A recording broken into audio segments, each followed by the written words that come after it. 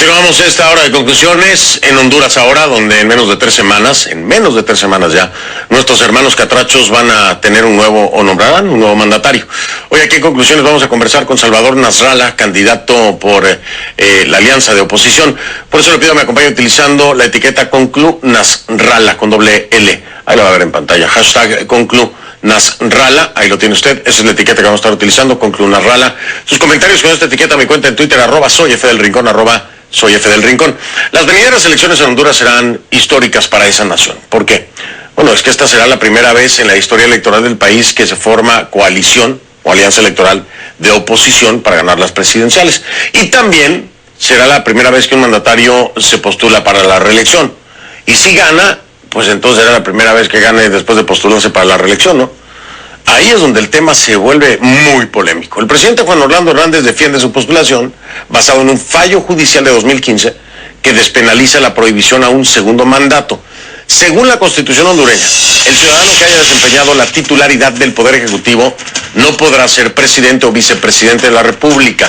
El que quebrante esta disposición o proponga su reforma, así como aquellos que lo apoyen directa o indirectamente, cesarán de inmediato en el desempeño de sus respectivos cargos y quedarán inhabilitados por 10 años para el ejercicio de toda función pública. Es el artículo 239, A pesar de este texto, que es muy explícito, por cierto, asentado en la Constitución hondureña, la Corte Suprema de Justicia falló a favor de varios recursos de inaplicabilidad de este artículo 239 que le acabo de mencionar. Entonces le dieron luz verde a Juan Orlando Hernández, el presidente actual, para su postulación a la reelección. Ahora, la postulación del mandatario ha recibido fuertes críticas. Analistas en derecho constitucional alegan que el fallo de la Corte no fue apegado al marco de la ley. De hecho, la ahora alianza de oposición encabezó una masiva protesta el martes contra la candidatura del presidente Juan Orlando Hernández. Alegaron que es inconstitucional y demandaron se anule su posible reelección por ser, según ellos, ilegal. Alegatos de la oposición, el Tribunal Supremo de Justicia inscribió al mandatario para las elecciones, alegando que de lo contrario se le violentarían sus derechos de elegir y ser electo. ¿Qué dice la oposición? Y en caso de darse una victoria, ¿la van a respetar, la van a aceptar, no la van a aceptar? Bueno, vamos a hablar con uno de los protagonistas.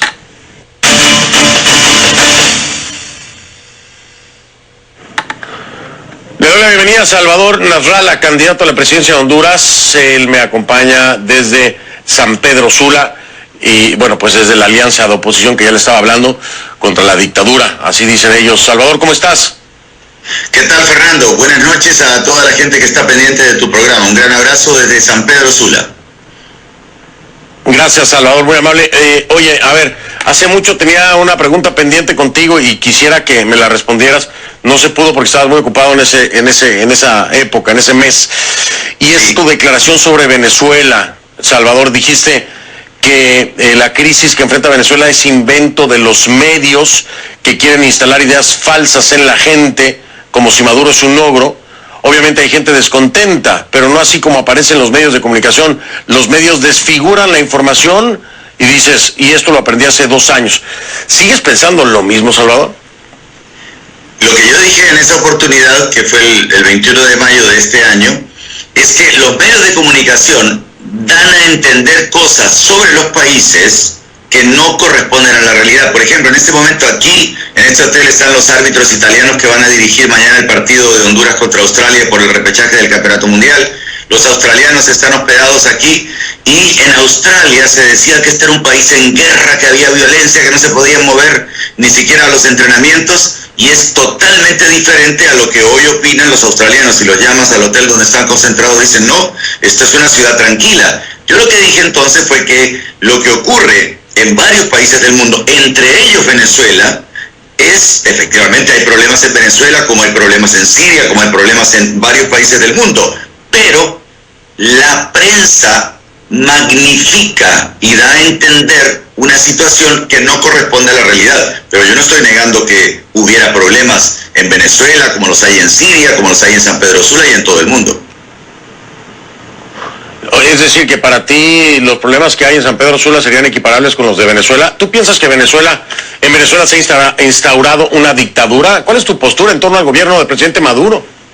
Sinceramente, Fernando, yo estoy preocupado del hambre que hay en Honduras. En Honduras hay un 65% de pobres, y de Venezuela no me interesa realmente en este momento a profundidad, aunque tendré una gente experta en relaciones exteriores que me va a aconsejar al respecto. Yo en este momento estoy ideando económicamente cómo hacer crecer el Producto Interno Bruto, el crecimiento del país, cómo generarle empleo a una población de más de la mitad que se encuentra desempleada, a 6.000 médicos que no encuentran trabajo, a una gran cantidad de personas que se están graduando y no encuentran oportunidades para poder sobrevivir. Oye, Salvador, pero a ver, con el movimiento internacional, el involucramiento global que hay acerca del tema Venezuela, tú debes de tener un criterio propio de lo que ocurre en Venezuela. Es decir, esto se ha ido a la Unión Europea, a la ONU. Entonces, entiendo la preocupación por Honduras, pero como un mandatario que pudieras llegar a ser, tendrías que fijar postura en cuanto a reconocer o no, apoyar o no al gobierno de Maduro. ¿Lo harías? Lo que pasa es que si Venezuela, por ejemplo, para mí es un país que me podría vender petróleo barato, pues bienvenida a la relación para petróleo barato, pero en otras cosas no siento que sea imperiosamente necesario que yo reconozca o que esté de acuerdo o en desacuerdo. Venezuela tiene sus problemas y los tiene que resolver el pueblo de Venezuela, así como Cuba tiene sus problemas y los tiene que resolver el pueblo de Cuba. Y Honduras tiene sus problemas y los vamos a resolver nosotros los hondureños. Yo estoy concentrado en este momento en el hambre del pueblo. Pero Salvador, si lo tienen que... voy a partir de tu premisa, tú lo acabas de decir, que entonces tiene que Venezuela, el pueblo venezolano arreglarlo, Cuba, el pueblo cubano arreglarlo, Honduras, el pueblo hondureño arreglarlo. Entonces, ¿para qué fuiste a Washington si es el pueblo hondureño el que lo tiene que arreglar? Fui yo a Washington porque Honduras es dependiente de los Estados Unidos y Honduras no estaba poniendo ninguna atención sobre dos cosas que son fundamentales para nosotros. El TPS, el Tratado de Protección Temporal de 57.000 compatriotas, que vence en el próximo mes de enero. Entonces, este tratado, yo fui a despertar un poco para que ellos se dieran cuenta que la pinta que hace de Honduras, de su economía, el presidente y las personas que le rodean, diciendo que esta es una economía bullante, pues hizo creer a los senadores, que por cierto, entre comillas, te puedo decir que los senadores y congresistas de los Estados Unidos en su mayoría no tienen idea lo que es el TPS. Fui un poco a despertar la conciencia de la necesidad de que sigan ayudándonos con estos 57.000 personas que están sometidos al TPS. Esa fue una cosa, y la otra fue presentar un documento sobre fraude, porque Honduras sí es dependiente de Estados Unidos. De hecho, Honduras tiene una base militar en tierra firme que entiendo es la única que hay en América.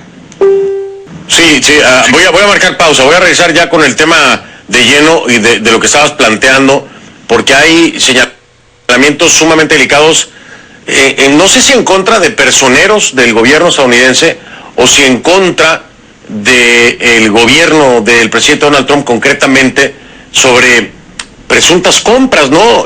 O intentos de compra de conciencias, que incluso mencionas tú, fuiste parte de eso y que te negaste a hacerlo. En fin, que me digas de qué se trata esto, porque pareciera una cosa que va mucho más allá nada más de declaraciones, ¿no? Ya hablaríamos de una injerencia gravísima por parte del gobierno de Trump. Entonces, para que nos explique Salvador Narrala está con nosotros. Regresamos en un momento. Sí, regreso en un momento. El candidato presidencial de la Alianza de Oposición en Honduras, en conclusiones, para que me responda eso, ya le explico. Y nos explica él, claro, que es lo más importante, ¿no? Las elecciones del 26 de noviembre y que están arregladas con dinero. Decías tú incluso que con la Unión Europea iban a averiguar quiénes son los que están involucrados, y además asegurabas que alguien del Departamento de Estado de los Estados Unidos, habías tenido un diálogo con esa persona y le dijiste al señor del Departamento de Estado de Estados Unidos: yo no tengo precio. Y él me decía que los seres humanos tienen precio. Yo no tengo precio, pero hay personas que sí lo tienen. Todo esto es sumamente delicado, Salvador, si es que hay una injerencia y además un tema de corrupción en la que se están comprando voluntades para las próximas elecciones. Decirlo es fácil, sustentarlo es difícil. Son acusaciones contra un gobierno extranjero. ¿Tienes manera de sustentar todo lo dicho?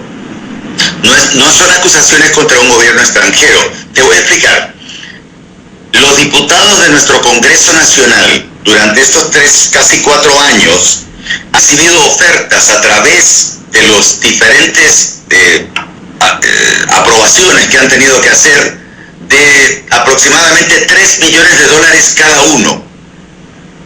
Algún voto fue por $50,000, otro fue por 100,000, en fin, si los diputados hubieran aceptado todas las ofertas que se hicieron para aprobar proyectos A, proyectos B, proyectos C, o la elección, por ejemplo, de la Corte Suprema de Justicia, que es la que validó la reelección ilegal que hoy tiene el presidente, si un diputado hubiera aceptado, hubiera recibido $3 millones. Pregunto, ¿en qué país 128 personas que forman nuestro Congreso tienen acceso a coimas de esta naturaleza, de esta magnitud? Lo que yo dije respecto de funcionarios internacionales es que por el hecho de ser funcionarios internacionales no están separados de la posibilidad de recibir ofertas. No he dicho que las han recibido, sino que así como los diputados, que son llamados padres de la patria y que son celebridades de nuestro país, las personas más famosas, en grandes empresarios, han tenido acceso a ese dinero, y muchos de ellos, por ejemplo, el último voto para elegir la Corte Suprema de Justicia recibió $2 millones solamente por ese voto, la persona que dio el voto número 86. Y no sé si me explico. Entonces, cuando hay manera de dinero... Sí, Salvador, pero a ver, espérame, es que esto es muy delicado al aire. Me dices eso, ¿tienes forma de sustentar, de comprobar que se le pagaron $2 millones? ¿Está comprobado? ¿Está ante la Corte? ¿Hay evidencias? ¿Hay pruebas? Pero claro, yo tenía un partido político que me fue robado. Yo estaba con mis 13 diputados y mis 13 diputados contaban el dinero que se estaba ofreciendo por votar a favor de la Corte, que necesitaba 86 votos. Gracias a eso el presidente de la República impuso una Corte Suprema. Yo no sé si eso lo saben ustedes, con el presidente ubicado dentro del Congreso de la República. Entonces, cuando hay tanto dinero, que a saber de dónde sale, y en efectivo, entonces uno dice, pues son cantidades que de repente un funcionario internacional, no estoy hablando de gobiernos, estoy hablando de personas, perfectamente se podría sentir tentado. Pero, a ver, no me lo dejaste claro, pero voy a puntualizar en esta declaración que dices, yo le dije al señor del Departamento de Estado de Estados Unidos, este es un funcionario de gobierno, representante del gobierno estadounidense, que yo no tengo precio, y él me decía que los seres humanos tienen precio, yo no tengo precio, pero hay personas que sí lo tienen. ¿Por qué hablaban de eso y quién era ese señor?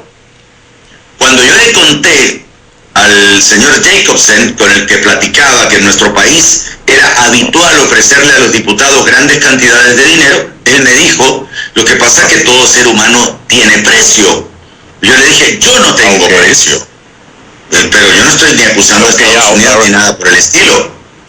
Estamos dialogando sobre la situación que nuestros diputados sí tienen precio. Claro, bueno, lo que pasa es que como hacía referencia a figuras internacionales, no, a personas internacionales, pues tendría que ser. ¿Pero en qué se diferencia una internacional de un nacional? ¿En qué se diferencia desde el punto de vista moral una persona que habla inglés de una que habla español? No, en moral no, pero si hay una persona internacional de alguna forma influyendo en Honduras, pues entonces hay una injerencia. Oye, Salvador, no fue el tiempo, no me di cuenta. No hay ninguna persona, no hay ninguna persona. No, ya me dejaste claro, te estaba explicando. Oye, sí, Salvador, se me fue el tiempo. Esto es un yo soy local de personas que manejan mucho dinero. Sí, yo estoy fuera mañana, regreso este lunes, a ver si cuadramos la segunda parte de la entrevista, ¿te parece? Para continuar, porque no nos dio tiempo de nada. Vamos a hacerlo más largo, vamos a hacerlo con calma, ¿te parece? Me parece, encantado, Fernando. Yo solamente estoy diciendo las cosas que ningún político en la historia se ha atrevido a decir y que son el pan de cada día. Gracias, Salvador. Coordino contigo para la semana que entra y hacerlo con tiempo. Con todo gusto, Fernando. Gracias, Salvador. Noches, un abrazo para ti, para todo el Igual, equipo. buenas noches, Salvador. Buenas noches. Gracias, Salvador Narrala, candidato presidencial de la Alianza de Oposición. Hago pausa y regreso.